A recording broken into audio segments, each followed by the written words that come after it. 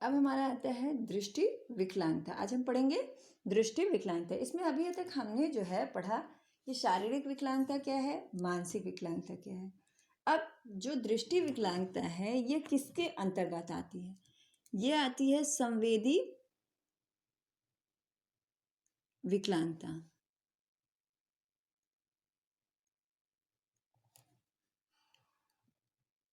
संवेदी विकलांगता ये तीन उसमें हम बांट सकते हैं। शिक्षा के आधार पर इसको मेन जो तीन संवेद ज्ञानेंद्रियों से संबंधित विकार है इसको हम लोग संवेदी विकलांगता के अंतर्गत लेते हैं। पहला है दृष्टि विकलांगता, फिर दूसरा है वाणी विकलांगता,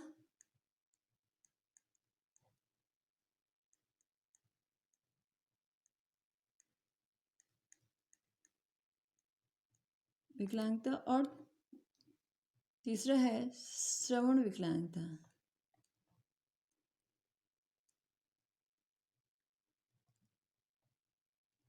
तो अभी हमने पढ़ा कि ये संवेदी विकलांगता के तीन भाग है। सबसे पहले ये हम जाने थे कि संवेदी विकलांगता किसे कहते हैं।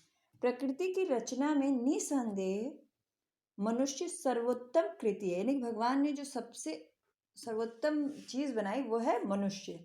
शिक्षा उस मनुष्य का परिमार्जन करके उसे जीवन के सर्वोत्तम शिखर पर पहुंचाती है, यानी कि शिक्षा द्वारा जो है व्यक्ति अपने आप को और निखारता है, अपना और विकास करता है और शिखर पर पहुंचता है। जब हमारी सभी ज्ञानेंद्रियां कितनी होती हैं? 5। कौन कौन सी? आँख, नाक, कान, जीभ और त्वचा। तो जब ये पांचों ज्ञानेंद्रियां जो है उचित रूप से कार्य करेंगी तभी शिक्षा द्वारा हमारा परिमार्जन हो सकेगा।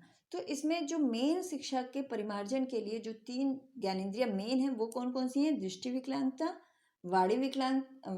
दृष्टि, वाणी और श्रवण। ये तीन जो हैं ज्ञानेंद्रियां हमारी शिक्षा के लिए सर्वोत्तम है, सबसे जरूरी है। परंतु अगर इनमें विकलांगता उत्पन्न हो जाती है तो हमारे कौन सी विकलांगता कहलाती है? संवेदी विकलांगता कहलाती है।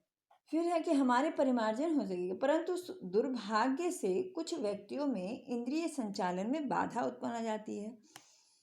ऐसे व्यक्ति को संवेदी विकलांगता कहते हैं। ऐसे व्यक्ति को क्या कहते हैं? संवेदी विकलांगता, जिनकी ज्ञानेंद्रियों में विकार उत्पन्न हो जाए। तो आज हम लोग सबसे पहले पढ़ेंगे दृष्टि विकलांगता।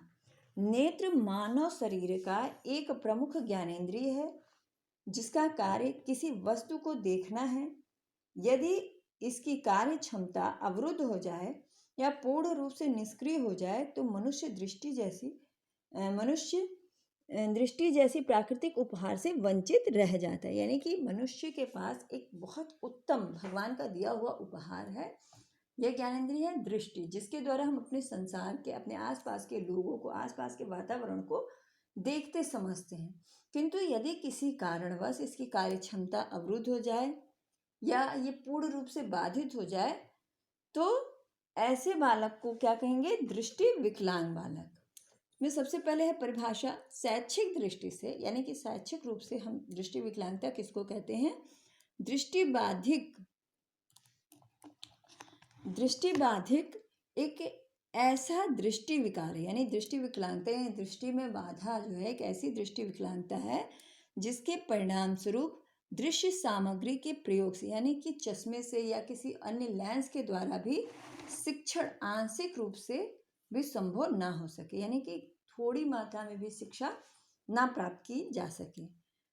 फिर है दृष्टि विकलांग बालकों का वर्गीकरण, यानी कि दृष्टि विकलांग बालकों की क्षमता के आधार पर उसे दो भागों में बांटा गया है। पहला है आंशिक दृष्टि विकलांगता और दूसरा है पूर्ण रूप से अंधे। पहला है आंशिक दृष्टि विकलांगता। आंशिक रूप से दृष्टि विकलांग बालक वह होते हैं जो कि बड़े अक्षरों व मुद्रित भाषा या उत्तम दर्पण की सहायता से ही पढ़ सकते हैं, यानी कि इन बालक की आंखों की जो क्षमता है, देखने की क्षमता जो है वो कम होती है। ये या तो बड़े बड़े अक्षरों में लिखा हो तो पढ़ पाएंगे या उत्तम लेंस का प्रयोग हो तो यह उस शब्द को या उस चीज को पढ़ सकते हैं। इनकी दृष्टि क्षमता 20 से 70 तक उत्तम आँख में होती है। यह 20 फीट की दूरी तक देख सकते हैं, जबकि एक सामान्य बालक कितने फीट तक? 70 फीट की दूरी तक देख सकते हैं। यानी कि दृष्टिबाधित बालक जो है वो 20 फीट की दूरी तक देख सकते हैं, और जबकि एक स्वस्थ बालक कितना? 70 फीट की दूरी तक चीज़ों को देख सकता है सही से। फिर है पूर्ण रूप से अंधे बालक। अंधे बालकों को पहचानना अत्यंत सरल है। यह बालक जो है ब्रेल लिपि द्वारा पढ़ाए जाते हैं, और इसकी दृष्टि क्षमता 2:20 होती है। यह बालक चलने के लिए छड़ी का प्रयोग करते हैं। किसका प्रयोग करते हैं? छड़ी का। इन्हें आसानी से पहचाना जा सकता है। फिर दृष्टि अक्षमता के कारण।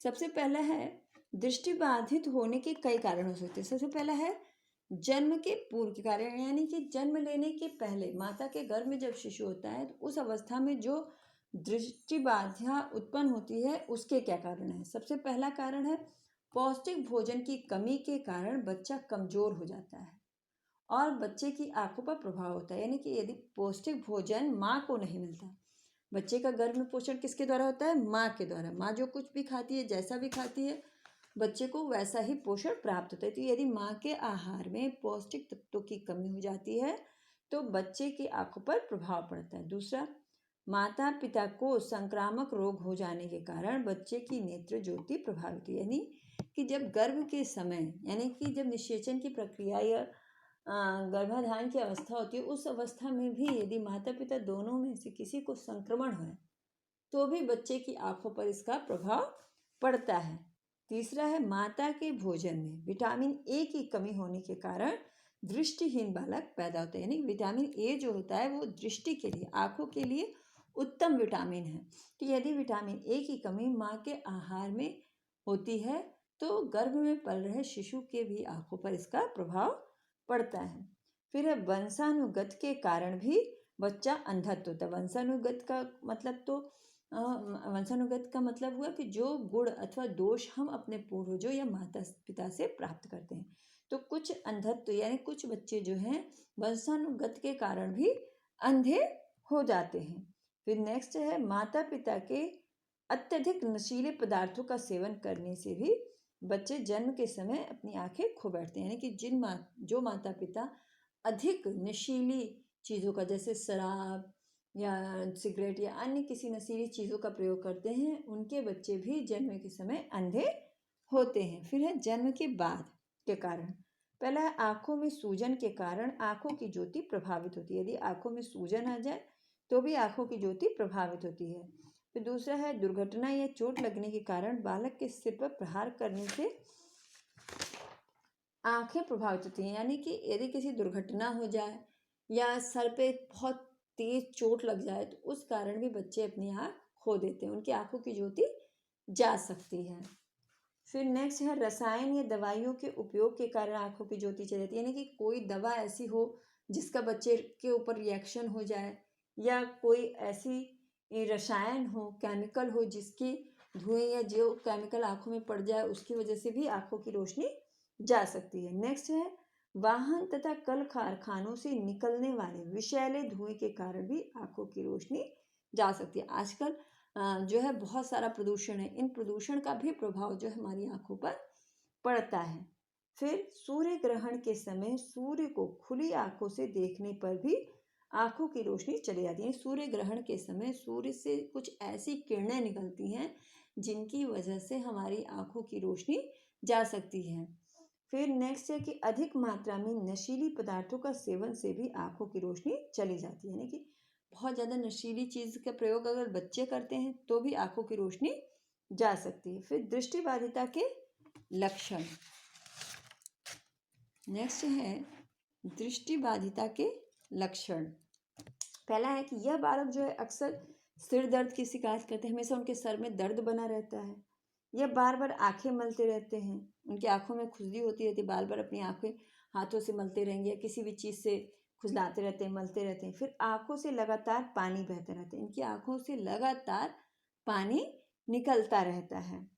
फिर जब यह वस्तुओं को दूर से देखते हैं तो इनकी शरीर पे तनाव होता है। यानी जब कोई चीज़ ये दूर से देखते हैं तो उसको बहुत सर पे बहुत सारी लकीरें आ जाती हैं, चेहरे पे तनाव की स्थिति आ जाती है, क्योंकि वो बहुत ध्यान लगा के उस चीज़ को देखने की कोशिश करते हैं। उन्हें वो चीज़ बहुत अच्छे से दिखाई नहीं देती है। कभी कभी इनकी आंखें लाल हो जाती हैं। फिर नेक्स्ट है कि इनकी आंखों का आकार अन्य बालकों से भिन्न होता है। थोड़े से साइज में भी इनके जो आंखें हैं दूसरों से भिन्न होती हैं। ये तो बहुत छोटी होंगी या बड़ी होंगी। फिर अब प्रकाश के प्रति यह बालक अत्यधिक संवेदनशील होते हैं, यानी कि जब बहुत तेज रोशनी पड़ती है तो ये अपनी आंखें बंद कर लेते हैं, ये देख नहीं पाते बहुत रोशनी में। फिर कभी कभी इनकी आंखों में टेढ़ापन या भेंगापन भी आ जाता है। भेंगापन यानी कि अगर वो दाएं साइड देखना चाहते हैं तो लगेगा आपको कि बाएं साइड देख रहे हैं, उनकी आंखों की पुतलियां जो बाईं साइड रहेंगी। अगर बाएं साइड देखना चाहते हैं तो उनकी आंखों की पुतलियां दाएं साइड रहेंगी, तो इसे कहते हैं भेंगापन। फिर है पहचानना। पहचानने के तरीके, कौन कौन से तरीके होते हैं जिनसे हम पहचान सकते हैं। पहला है, सबसे पहले है अवलोकन विधि, यानी कि देख करके, निरीक्षण करके पहचानना। सबसे पहले इसमें है परिवार। अवलोकन विधि में सबसे पहले है परिवार। परिवार ही बालक की प्रथम पाठशाला है और माँ ही उसकी प्रथम गुरु, यानी कि माँ ही सबसे ज़्यादा उसके संपर्क में रहती है, उसे चीज़ें सिखाती, बुझाती, समझाती है।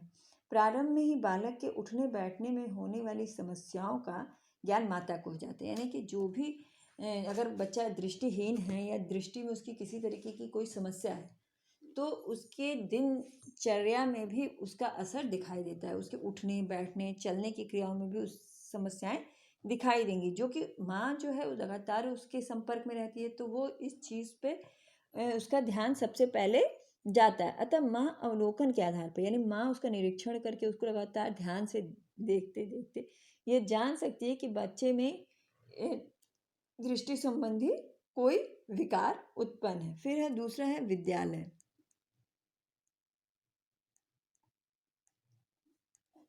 विद्यालय विद्यालय में शिक्षक द्वारा बालक के शैक्षिक व्यवहार के द्वारा दृष्टिबाधिता को जाना जा सकता है, यानी कि परिवार के बाद जो बच्चा जो अपना सबसे ज़्यादा समय जहाँ बिताता है वो है विद्यालय।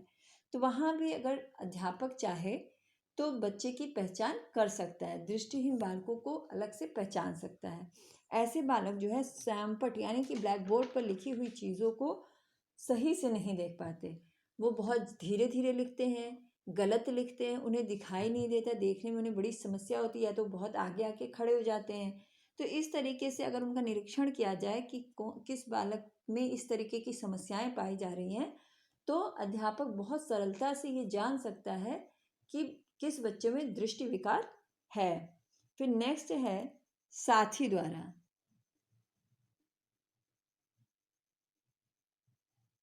साथी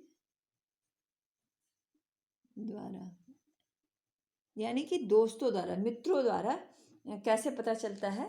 साथ में ये बच्चे जो होते हैं वो साथ में पढ़ते हैं, साथ में खेलते हैं, तो खेल खेल में जब इनमें ये समस्या उत्पन्न होती है तो साथी भी, दोस्त भी ये आसानी से समझ जाते हैं कि बच्चे में इस तरीके की कोई समस्या है। फिर चिकित्सा द्वारा, ये पहला हो गया अवलोकन विधि द्वारा, दूसरा है चिकित्सा द्वारा।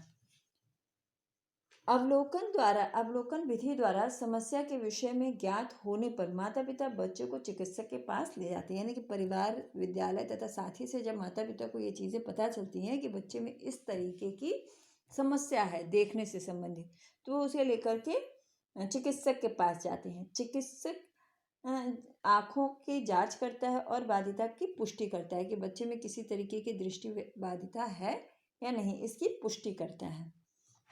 फिर है दृष्टिबाधित बालकों की शिक्षा। एक सामान्य दृष्टिबाधित बालक उसी स्कूल में प्रवेश कर सकता है जिसमें एक सामान्य रूप से देखने वाला बालक प्रवेश करता है। इस अवस्था में बालक का इस योग्य होना आवश्यक है कि वो अपने रोजमर्रा के कार्यों को कर सके, यानी कि एक दृष्टिहीन बालक जो है उसी विद्यालय में पढ़ सकता है जिसमें एक सामान्य बालक पढ़ता है, किंतु उसे अपनी दैनिक जीवन की रोजमर्रा के जो कार्य हैं वो स्वयं करने लायक होना चाहिए। इन बालकों को विशेष विद्यालयों में भी भेजा जा सकता है, यानी कि जो दृष्टिहीन विद्यालय होते हैं, बालकों के विद्यालय, तो उनमें भी भेजा जा सकता है, जिसे ब्रेल कक्षा कहते हैं। क्या कहते हैं जिसे? ब्रेल कक्षा। ठीक है। ब्रेल लिपि से ब्रेल कक्षा बना। इसमें सबसे पहले कैसे कैसे किन किन तरीकों का प्रयोग करके पढ़ाया जाना चाहिए? स्वयं कार्य करना। दृष्टिबाधित छात्रों का कार्य क्षेत्र सीमित होता है, यानी कि बहुत कम कार्य स्वयं से कर पाते हैं। वो स्वयं कार्य हेतु आगे नहीं बढ़ पाते, यानी कि स्वयं से वो कोई कार्य नहीं कर पाते। उसे कार्य हेतु प्रशिक्षित करना पड़ता है, यानी कि उसे उस कार्य को करने के लिए ट्रेनिंग देनी पड़ती है। उसको सिखाना होता है कि इस कार्य को किस प्रकार करना है। वो स्वयं से वो कार्य नहीं कर पाता। फिर दूसरा है, इन बालकों के शिक्षण हेतु शिक्षक को भी प्रशिक्षित होना चाहिए, यानी कि जो टीचर उसे पढ़ाए उसे भी दृष्टिहीन बालकों को पढ़ाने के लिए विशेष रूप से प्रशिक्षण लेना चाहिए। उसे बालकों के मानसिक, सामाजिक व शारीरिक और संवेगात्मक विकास को आवश्यक रूप से समझना चाहिए। यानी कि जो टीचर जो है, जो अध्यापक ऐसे बालकों को पढ़ाता है जो दृष्टिहीन होते हैं, उसे उसकी सामाजिक, मानसिक और संवेगात्मक स्थिति का अच्छे से ज्ञान होना चाहिए। उसे ज्ञान होना चाहिए कि इस अवस्था में बालक किस मनोस्थिति से गुजर रहा है तथा उसकी सामाजिक स्थिति कैसी है, वो किन चीज़ों को का उपयोग कर सकता है। फिर है ठोसता। इसमें है कि दृष्टिबाधित बालक जो है केवल स्पर्श और कान द्वारा अपने वातावरण का ज्ञान प्राप्त करके कर सकते हैं, यानी कि या तो वो सुन करके अपने आसपास के लोगों के बारे में जान सकते हैं कि ये कौन है, वो कौन है, कौन सी चीज़ें क्या है, या छू करके कोई चीज़ स्पर्श करके महसूस कर सकते हैं कि कौन सी चीज़ सॉफ्ट है, कौन सी कड़ी है। तो जान सकते हैं। सुनना उनके लिए समाज के साथ सामंजस्य की एक विधि है, यानी कि सुन करके, लोगों की बातें सुन करके वो अपने आसपास के वातावरण के साथ सामंजस्य स्थापित करते हैं। परंतु किसी वस्तु का ज्ञान, यानी किसी चीज का ज्ञान वो सिर्फ स्पर्श के माध्यम से ही प्राप्त कर सकते हैं, यानी छू कर ही जान सकते हैं कि कोई पदार्थ कैसा है। निर्देशन में उन्हें ठोस अनुभव दिए जाने चाहिए, यानी कि जो टीचर हो उन्हें वस्तुओं को छूकर ज्ञान देना चाहिए। फिर है दृष्टिबाधित बालकों के लिए शिक्षा के उपकरण। मुख्यतः उपकरणों को दो भागों में बांटा गया। परंपरागत उपकरण।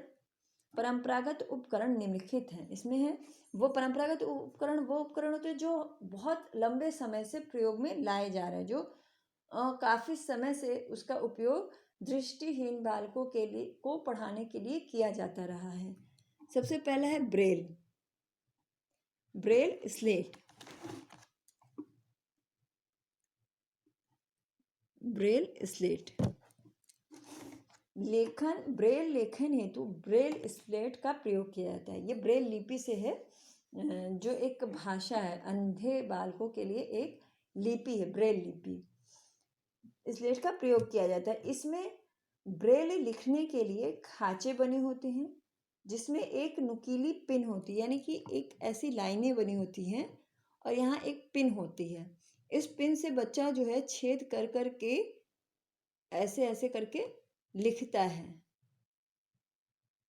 पिन से छेद करके लिखता है,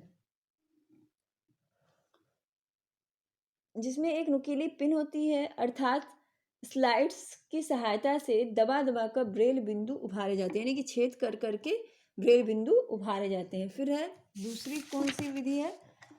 स्टेंसबी।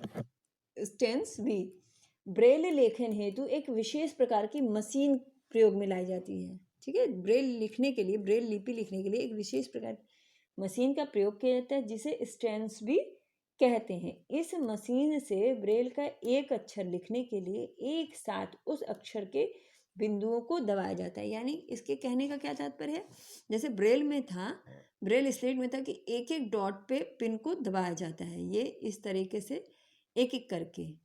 पर स्टेंसबी में क्या है कि उसमें एक ऐसी मशीन होती है जो अगर क लिखना है तो एक साथ ये सारे डॉट एक बार में दबाए जाते हैं। फिर है दूसरा पॉकेट फ्रेम। ब्रेल स्लेट का आकार बड़ा होने के कारण उसे इधर उधर ले जाना कठिन होता है, यानी कि ये ब्रेल स्लेट जो होता है बहुत बड़ा होता है, इसे एक स्थान से दूसरे स्थान तक नहीं ले जाया जा सकता है। इसे ध्यान में रखते हुए पॉकेट फ्रेम का निर्माण किया गया है। उसको ध्यान में रखकर इसे एक छोटा ब्रेल लिपि से ब्रेल स्लेट की तरह एक छोटा पॉकेट फ्रेम बनाया गया। फिर नेक्स्ट है अबेकस। अबेकस एक आयताकार होता है, यानी कि आयताकार या इस शेप का, ठीक है। यह आयताकार होता है जिसमें लंबवत लोहे की 13 या 15 मोटी तारें होती हैं, या 13 ऐसे ऐसे करके तारें लगी होती हैं, लंबी लंबी तारें लगी होती हैं, 13 या 15 तारें लगी होती हैं जिसमें मोतियां पिराए होते हैं। इसमें जो है ऐसे तारों में मोतियां पिरोई जाती हैं, सारे तार में मोतियां पिरोए होते हैं तथा एक तार में 5 मोती होती है, जिसमें एक तार में कितनी 5 मोतियां, जैसे इस तरीके से 5 मोती, हर तार में 5-5 मोतियां होती हैं, से ऐसे 5-5 मोतियां सारे तारों में होती हैं। इसकी सहायता से गिनती, गुणा, भाग, जोड़, घटाना बच्चों को सिखाया जाता है, विकलांग बाल दृष्टि विकलांग बालकों को। फिर नेक्स्ट है हमारा आधुनिक उपकरण। कंप्यूटर के लिए स्क्रीन रीडर सॉफ्टवेयर। कंप्यूटर सभी के पढ़ने के लिए उत्कृष्ट साधन है। कंप्यूटर में यदि स्क्रीन रीडर उपलब्ध होता है तो स्क्रीन रीडर सॉफ्टवेयर की मदद से सूचना को बोलकर बताया जाता है। ये जो है कंप्यूटर जो है शिक्षा का उत्तम साधन है। इसमें क्या होता है, अगर ये स्क्रीन रीडर सॉफ्टवेयर लगा होता है कंप्यूटर में, तो जो भी मैसेज होता है वो सुनकर समझा जा सकता है, यानी कि देखने की आवश्यकता नहीं है। जो भी कुछ मैसेज होगा वो उसे बोलकर बताएगा। फिर है स्क्रीन रीडर युक्त मोबाइल फ़ोन। जिस तरीके से कंप्यूटर में स्क्रीन रीडर सॉफ्टवेयर होता है, उसी तरीके से मोबाइल में होता है। इसमें भी मोबाइल में जो भी टेक्स्ट होता है वो उसका लिख बोल करके बताता है। तो इस तरीके से दृष्टिहीन विकलांगता में जो है विशेषताएं पाई जाती हैं, जो जो समस्याएं होती हैं, किस तरीके से उनको शिक्षा दी जाए, ये सारी चीज़ों का हमने अध्ययन किया तथा इनके द्वारा एक दृष्टिहीन विकलांग बालक भी जो है वो एक अच्छी ज़िंदगी जी सकता है तथा एक मुख्य धारा में, जो समाज की मुख्य धारा है, उसमें जीवन यापन सुगमता से कर सकता है। तो ये जो है हमारा दृष्टि विकलांगता जो है, संवेदी विकलांगता में जो दृष्टि विकलांगता है, ये समाप्त होता है।